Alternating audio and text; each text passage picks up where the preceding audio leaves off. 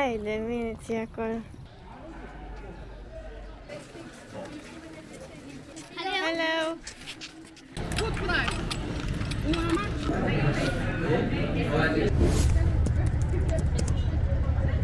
Salut și bine v-am găsit la un nou video. În episodul de azi vizităm complexul de temple de la Karnak. Ca să ajungem la Karnak, a trebuit din nou să traversăm Nilul de pe malul vestic pe malul estic, Karnakul fiind situat pe malul estic, și am plecat la fel de dimineață ca să evităm aglomerația. După ce am trecut Nilul cu feribotul public, de la Muzeul Luxor am luat-o pe jos spre Templul Karnak, e undeva la 1 kilometru. E o plimbare destul de plăcută, fix pe malul Nilului. Când am ajuns acolo, spre surprinderea noastră, erau deja venite autocare și erau destul de mulți turiști încă de la primele ore. Da, semn că lumea s-a prins că Da. sfaturile de merge de dimineață le urmează toată lumea și cumva nu mai e o idee bună să vizitezi tot timpul dimineața un obiectiv turistic foarte căutat și cunoscut. Mamă! Ai de mine ți acolo.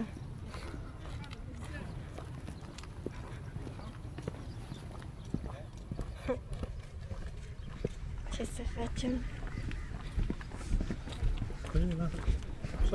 Da, trebuie să vii la închidere.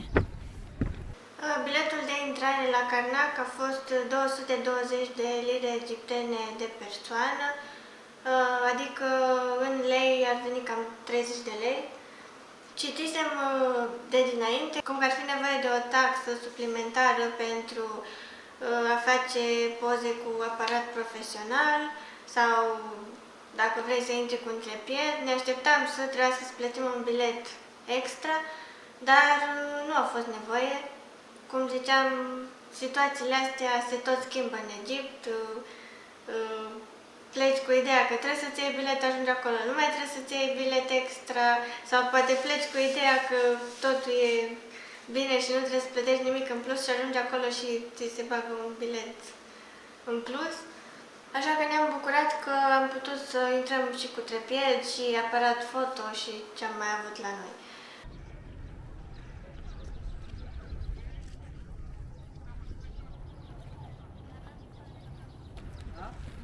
Asta e aleia Sfinxilor.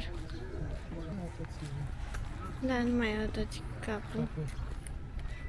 Karnak este un templu imens. Practic nu e doar un templu, e un complex de temple, statui, obeliscuri și alte construcții situate în spațiul fostei Teba, capitala Egiptului antic. Principala clădire este templul lui Amun-Ra, aflat chiar la intrare. Deci, practic, intrarea pe care o vedem în momentul în care mergem să vizităm Karnakul este chiar intrarea în templul lui Amun-Ra. Amun-Ra fiind zeul soarelui, cel mai important zeu al egiptenilor.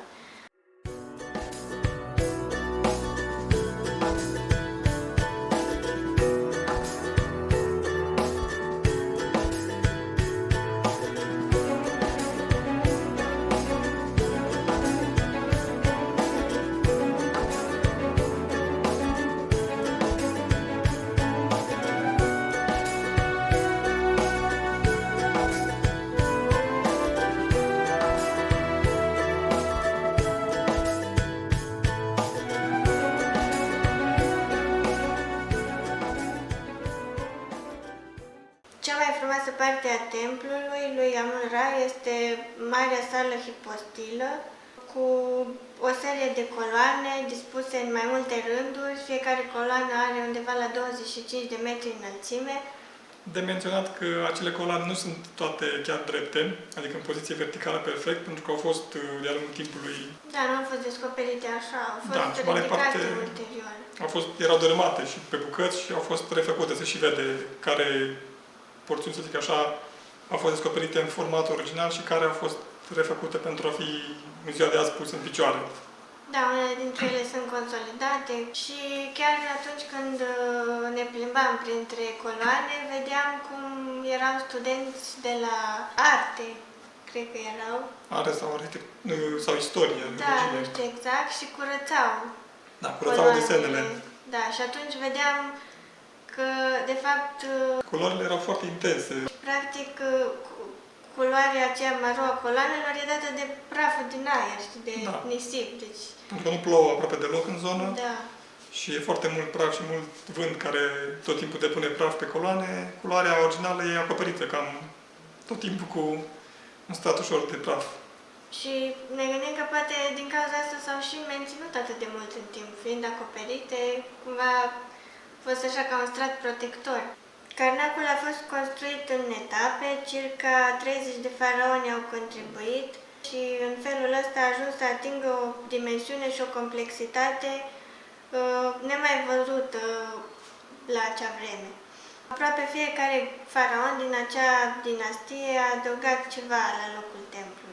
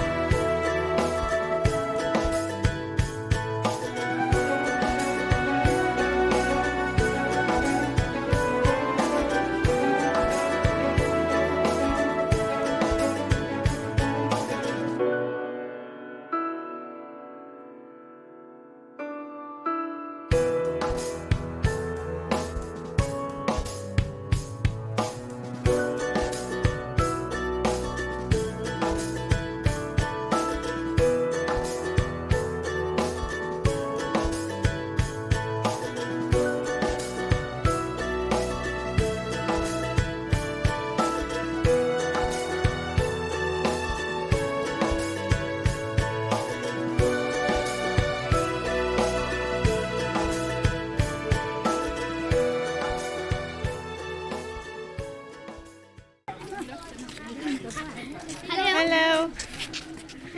Hello. La un moment dat ne-am intersectat cu un grup mare de elevi veniți în excursie la Carnac și una din profesoarele lor m-a rugat să facem o poză și am acceptat, adică mi se părea ceva... Mai făcusem poze pe la piramidele din Giza. Hello. Hello. Can we take photos with you? Yeah, sure. Din momentul în care a făcut poză cu profa lor, au venit bulug spre mine toate fetele și a fost un moment în care efectiv m-am speriat, pentru că erau toate în jurul meu, mă trăgeau care pe unde, în ce direcție de cap, să intru în pozele lor. Și nu era vorba că erau vreo, nu știu, vreo 30 de fete, hai să zic că făceam câte o poză și terminam. Dar nu era de ajuns una, că el voiau să iasă bine și efectiv mă simțeam tras așa de cap și de gât să intru în fiecare poză. Și m-am speriat, chiar m-am speriat, adică mă simțeam așa foarte, nu știam cum să ies de acolo și cum o să se termine toată chestia aia. Și la un moment dat m-a văzut un pasnic de acolo și se vedea pe fața mea că nu eram într-o situație confortabilă pentru mine și le-a făcut semn să plece și atunci am putut să ies de acolo. Nu mi s-a mai întâmplat chestia asta și să mă trezesc așa luată de cap în toate direcțiile și... Pasnicii de acolo nu erau de acord cu chestia asta de a face poze cu turiștii, pentru că ei, egiptenii, mai ales copiii, erau foarte dornici să facă poze cu străini. Și am văzut că pasnicii, imediat când vedeau că copiii se duceau la turiști să facă poze, veneau spre ei și le făceau semn să plece din zonă. Cumva ca să nu se simtă turiștii agasați. Nu mă deranja neapărat, că mi s-a mai întâmplat. Am făcut o poză și au plecat. Ei tot făceau în continuare și nu era ca și când se face coloană și gata. Hai, stăm la rând și facem pozele și am terminat. Voiau toți în același timp și nu știu, a fost ceva... După momentele de emoții și de panică, pe care le-ai avut, am continuat să vizităm templul, să vizităm și celelalte porțiuni ale templului și celelalte temple din complex și în aproximativ, cred că 3 ore, nu? Da, cam atât a durat să ne plimbăm prin tot templul. Suprafața e foarte mare, undeva la 30 de hectare. O parte la renovare, când am fost noi, era închisă. Da.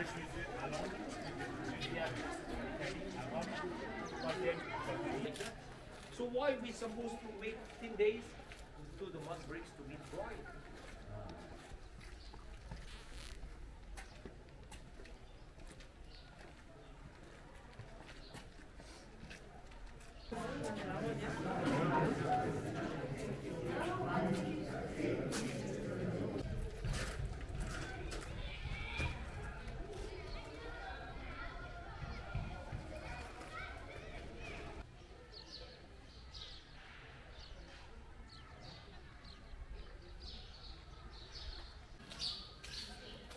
Właśnie jest ta chytra w ogóle pasy.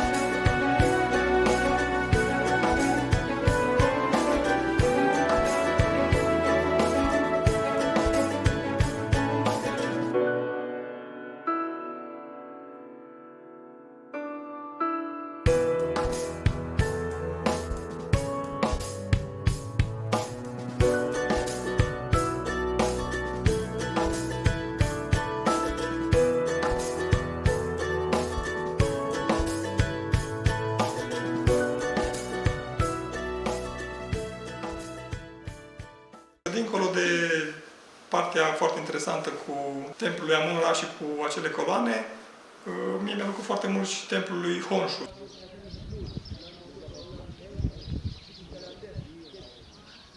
Este situat într-o zonă mai puțin vizitată, foarte puțini turiști ajungeau pe acolo, dar e impresionantă cumva poarta de intrare a templului și pereții foarte bine păstrați în interior, care sunt cu foarte multe hieroglife.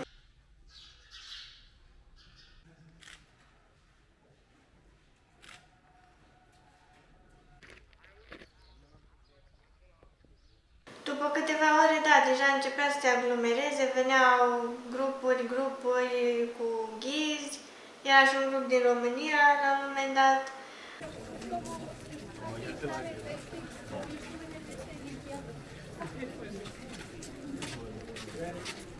Devenise așa un fel de haos, pentru că fiecare grup cu ghidul lui se oprea în fața unui obiectiv și fiecare ghid vorbea într-o altă limbă, era așa, nu știu, eu una nu mai înțelegeam nimic, adică nu știu dacă mergi să-ți iei un tur din ăsta ghidat, dacă tu chiar înțelegi ceva.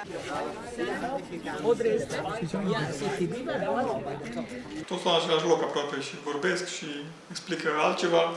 Da, fiecare are un traseu și se intersectează la obiective și stau în același loc toți și vorbesc și nu mai înțelegi nimic.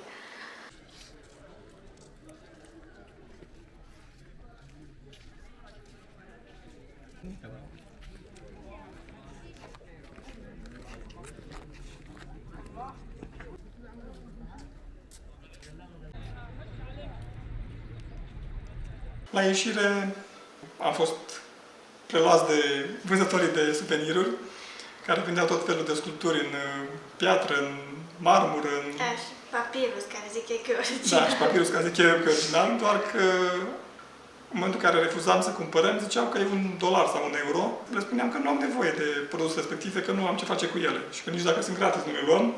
Și atunci zicea că ele pe gratis, luați-le pe gratis. Și pur și simplu veneau și le băgau în buzunar, Da, în asta cu mână. luați-le pe gratis e așa, un fel de a spune că... Da, când mă duc care...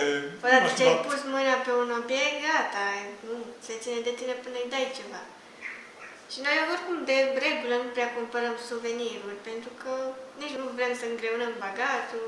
Și după ce am ieșit din curtea complexului, unde erau vânzătorii de suveniruri, am dat de Caleș. șoferii de taxi, de tuk-tuk și de caleașcă, care se oferă să te ducă unde ai tu nevoie. În rundă. Și dacă mergi 200 de metri, Da, ei vor să te ducă și 20 de metri. Anyway, good price. You know how much? Five. Where from? Romania. Huh? Romania. Where from? $5.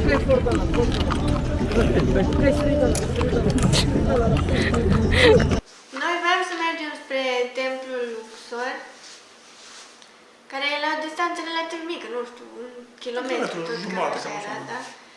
Și am vrut să mergem pe jos. Și am luat-o așa în grabă, pentru că e să țin după tine, dar la un moment dat, după ce ai ajuns destul de în față, nu mai fug acum după tine la nesfârșit, pentru că îi pierd pe alți care... da, așteaptă alți clienți care ies din templul Karnak. Și ne-am dus așa pe malul Nilului, am ajuns la templul Luxor.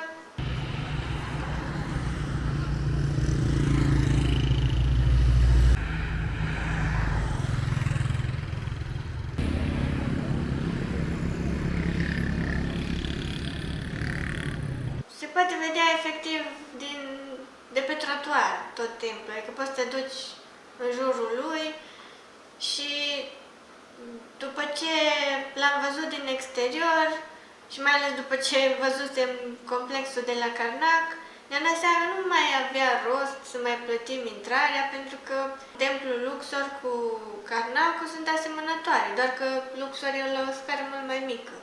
Da, și diferența e că am înțeles că în templul Luxor ar fi o biserică Da, care încă se e țin. funcțională, da. Dar parcă deja eram cumva, după ce vizitasem și Valea Regilor și templul Karnak, cumva nu mai simțeam același interes să vizităm și templul Luxor, care era foarte similar și aproape de Karnak. Și în aceea zi, parcă am zis că Da, erau la fel multe coloane, asemănătoare cu cele de la Karnak. Nu ni se mai părea ceva foarte interesant și n-am mai vrut să mai plătim intrarea.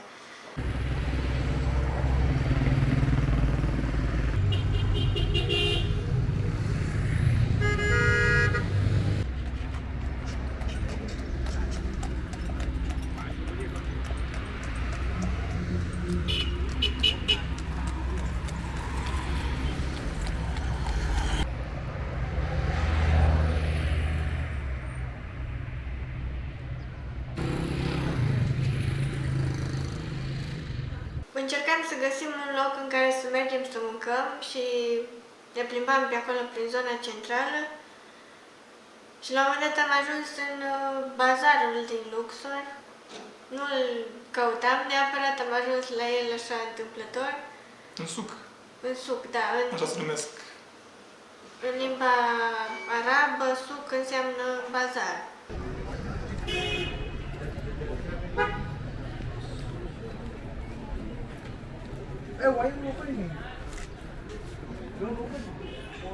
Bazarul în sine e destul de micuț. În sensul că e o stradă lungă, pietonală, unde de o parte și de alta sunt tot felul de tarabe cu suveniruri sau cu produse locale, cu Da, condimente, ceaiuri. ceaiuri, fructe uscate. La un moment dat am găsit un restaurant undeva la etaj și de acolo vedeam exact templul Luxor. Treceau foarte mulți copii tot așa în excursie și ne făceau cu mâna la un moment dat. M-am și mirat cum ne-au văzut ei la etaj și... Era un geam de sticlă. Că Da, era, tot. dar tu când mergi pe stradă nu trebuie neapărat în sus. Mamă, vezi doi străini, hai să le fac cu mâna.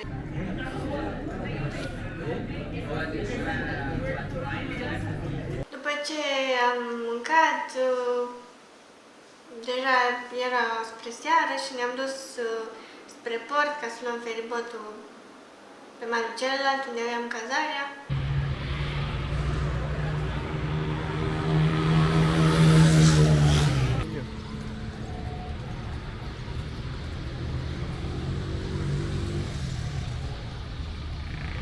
Și chiar am surprins așa un apus din feribotul public.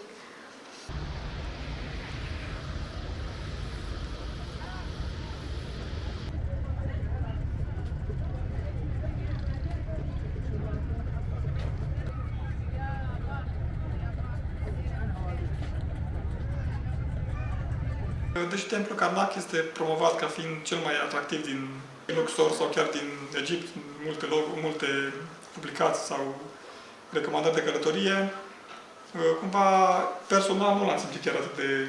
Te așteptai la mult mai mult. Da, mă așteptam să fie mult mai impresionant decât, de exemplu, Valea Regilor, decât mormintele din Valea Regilor, fiind mult mai mare și mai întins și mai multe temple, cu mai multe elemente. Dar cumva, nu știu de ce, nu l-am simțit la fel de atractiv sau de impresionant ca mormintele din Valea Regilor.